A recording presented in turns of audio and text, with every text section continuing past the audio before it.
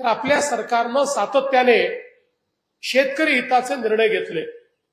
आताच चंदूभाऊ माझ्याकडे आले होते आणि चंदूभाऊंनी मला सांगितलं, म्हणाले साहेब बाकी कुठली घोषणा करा की करू नका, पण म्हणाले गेल्या 2 वर्षात 2दा गारपीट झाली आणि त्या गारपिटीमध्ये आमच्या शेतकऱ्यांचं नुकसान झालं।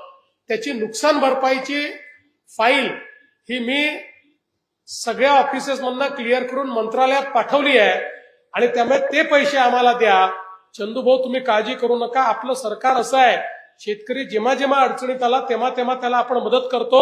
त्यामुळे निश्चितपणे आपल्या मतदारसंघातले गारपीटग्रस्त जे शेतकरी आहेत त्यांना पूर्ण मदत हे राज्य सरकारच्या वतीनं दिली जाईल आणि आपण जो प्रस्ताव आणलेला आहे त्या प्रस्तावाला निश्चितपणे आपण मान्यता देऊ। आज आपण इतक्या मोठ्या प्रमाणात सिंचनाची कामं हातामध्ये घेतली आहे। चंदूभाऊंनी स्वतः पाठपुरावा केला आणि मग पंढरी मध्यम प्रकल्प असेल की ज्यातनं 23,000 एकर जमीन आपली पाण्याखाली येणार आहे, त्याच्याकरता त्यांनी आता आमच्याकडनं निधी मिळवून घेतला। निम्न 4 गड प्रकल्प ज्यातनं 9 गावांमध्ये मोठ्या प्रमाणात आपल्या मतदारसंघात सिंचनाची व्यवस्था होणार आहे, त्याचाही चंदूभाऊंनी पाठपुरावा केला। 564 कोटी रुपये आपण त्याच्याकरता दिले।